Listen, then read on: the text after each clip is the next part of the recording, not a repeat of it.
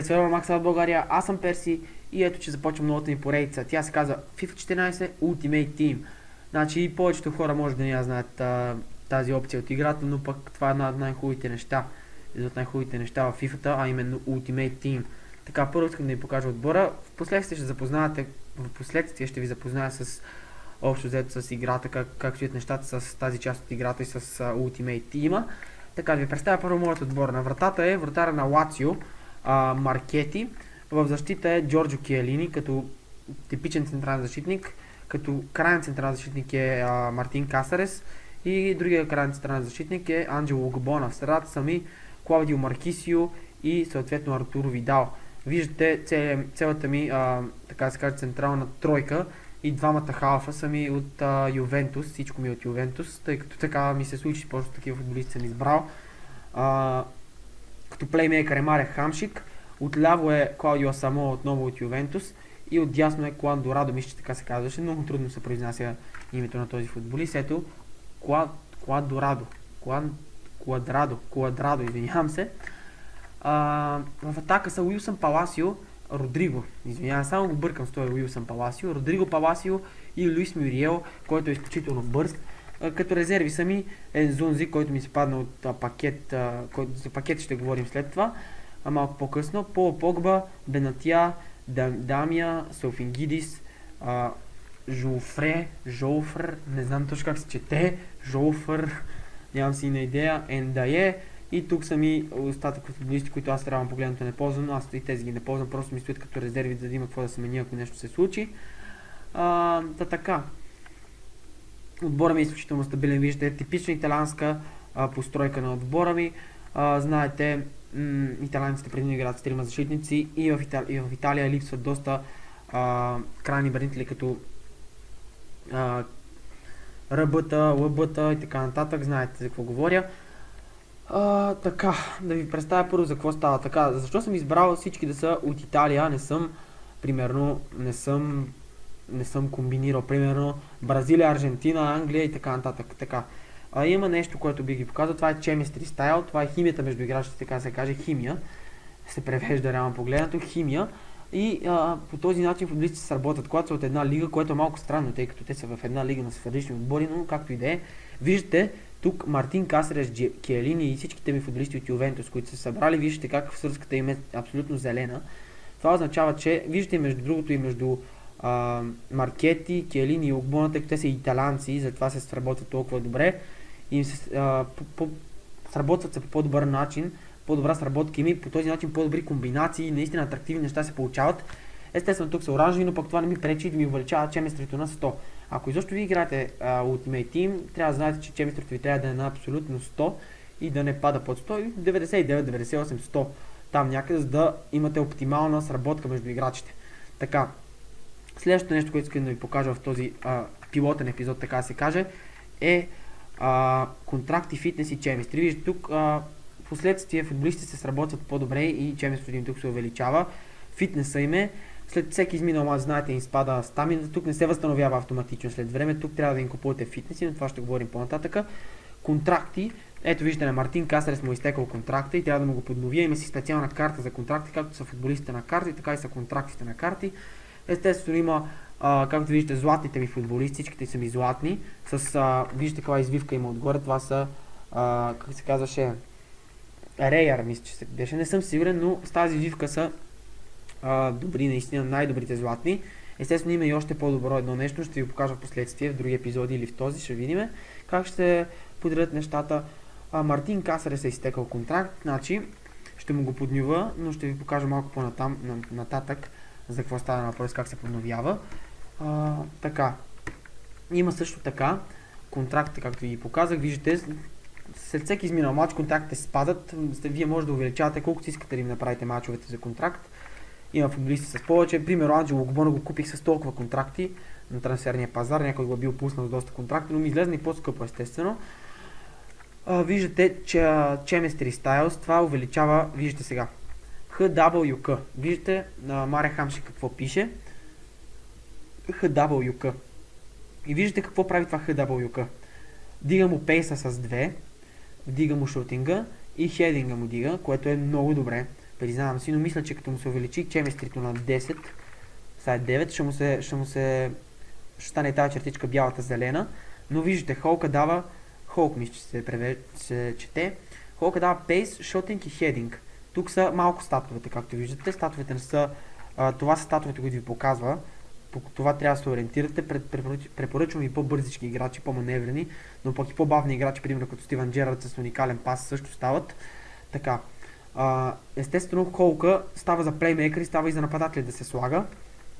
Виждате също така и Анджело Огбонас какво е на него, Анкър мисля, че се четеше. Виждате какво му увеличава пейса, дефендинга и хединга. Добре е да имате бързи централни защитници, защото моята схема, виждате, с трима в средата и това е малко трудно за по-бавните централни защитници да се справят, тъй като с трима централни защитници е много трудно да се играе и аз съм избрал да съм с по-бързи, с по-маневрени, за да взимат и ролите като бекове, така че да съм малко по-маневрени наистина, за да ми помагат повече, но пък вие може да изберете примерно, виждате сега, аз имах преди да закупя Келини, който е много скъп футболист, преди да го закупя него, имах Бенатия, който виждате 73 пейс. Пейса му е нещо като бързина, още не съм разбрал, бързина трябва да е, да. Това му е реалната бързина на Бенатия и виждате, че той беше в средата. Аз го бех избрал в средата, тъй като е като типичен централен защитник и да не ми прави проблеми като крайните централни защитници ги бях избрал да са Огбона, който е значително по-бърз, 77 сами виждате. Ето тук сами виждате 77 и Мартин Касарес, който е 81. Сега и Киалини вече е доста бърз, 77.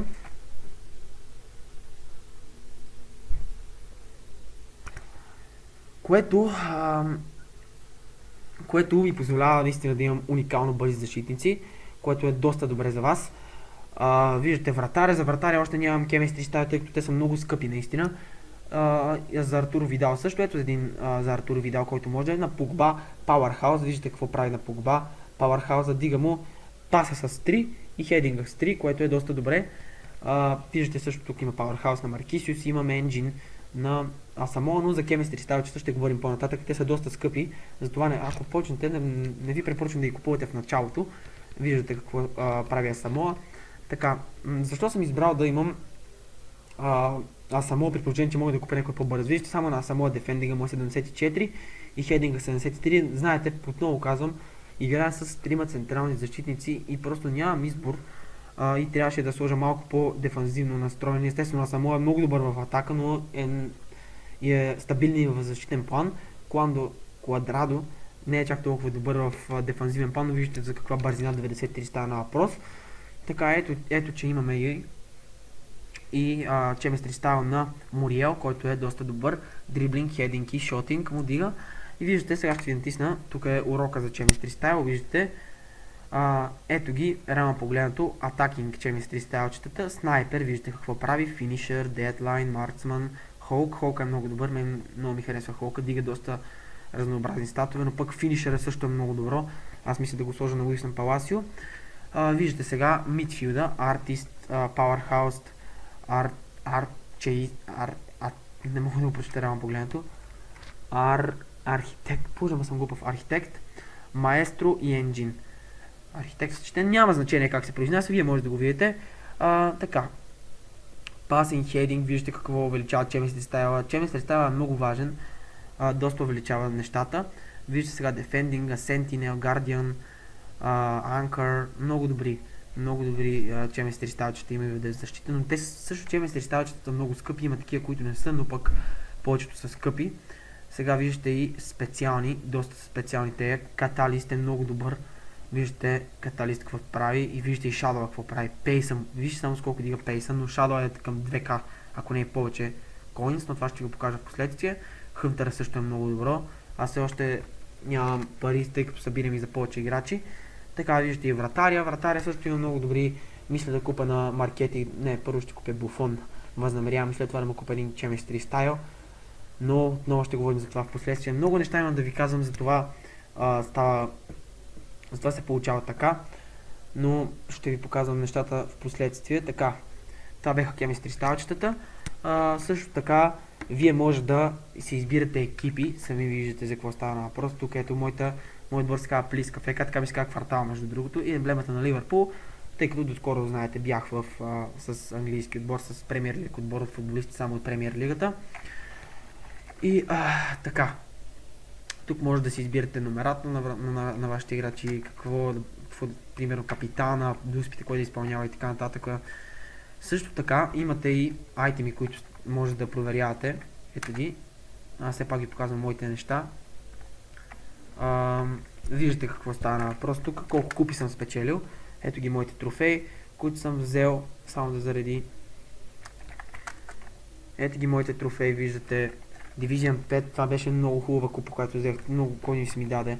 Много точки ми даде. Това синглплеер от началото, когато почнах ги взех тези купи, за да ми помогнат малко в началния стадий, което беше преди доста време. Така, също така имам много съвкупност от много екипи имам, между другото. Сега ще ви покажа и тях. Имам и много топки, които съм ги закупил от магазина. Естествено, вие с неоригинална FIFA това няма как да играете, пак повтарям. Бих да го разберете, за да не става объркване. Имам много топки закупени. Между другото, тази топка ми беше подарена, благодаря за което от някой, не му помни точно името. Ето ги контрактите, които исках да ви покажа. Малко са ми за сега, но може да купите още. Виждате какво дават. 28 мача. Не съм сигурен това какво прави. Тези другите, примерно, ето това те какво прави. 20 плюс 24 плюс 28, това не знам какво прави рано погледнато. Ако някой знае да ми обясни, тъй като точно съм разбрал. Виждате, бронз контракт едно. Аз съм, между другото, имам от всички контракти, освен от силвър. Имам по-добрия силвър. Виждате, този силвър е с това отгоре с изрязано, по-хубаво изрязано, защото виждате този голд, примерно с какво виждате силвъра. Ето го най-добрият контракт, много готин, но има и още един много добре, т.е. за 99, който съм си го закупил от каталога на FIFA-та, за coins, за ето такива точки. Много се продава също така, но е скъпича към 2К. Виждате също плеер контракт, бронзовия е един матч, да, аз имам 3 от тях, но пък един матч, колкото да запазите някой футболист, който примерно искате да продадете с последствие. Тук има тренировки, 15 за вратара, това е много полезно, но важи, мисля, че само за един матч важи. Имам и лепенка, примерно това ви, ако е контузен, ви помага да го оправите, да му се оправи по-бързо рамото. Естествено има и за крак, общо взето всичко има. Има и за всички контузии, примерно една карта ви поправя всички контузии на момента, но тя е малко по-скъпа. Имам естествено и това е за менеджери. Примерно менеджера ви е на Суперлигата и ви искате да ви ставя на Турската лига менеджер и вие му слагате това и той става на Турската лига, без да се налага да купувате нов менеджер. Също така и стадион може да си избирате. Аз имам Анфилд, Ювентус Стадиум и Ел Либертадор, но съм в момента с Ювентус, тъй като се играе с италиански. Нарочно съм го сложил, вие може да сложите какъвто си искате, естествено. Естествено, повечето хора, които имат FIFA-та, Rare Players, виждате се казва те с жълтичкото, виждате аз имам от Италия само, тъй като вече съм играл с италиански отбор. Екипи също всякакви, въобще всичко, за което се сетите. Да, това беше от този епизод. Следващия епизод ще изясняваме още неща и ще ви показвам още много интересни неща. Надявам се наистина тази поредица да ви е харесва. Ако ви удовлетворява и ако ви харесва наистина, изразете вашето мнение в коментарите. Надявам се клипа да ви е харесва. Като за първи клип, пилотен епизод, според мен става без никакви доста неща. Знам, повечето хора от вас ги знаят, които имат оригиналната FIFA, но за тези, които я нямат и за първи път да запознават за това нещо, ще им бъде доста интересно. Това беше от мен. До следващия път. Everything rides on tonight. Even if I've got 3 strikes, I'ma go for it. This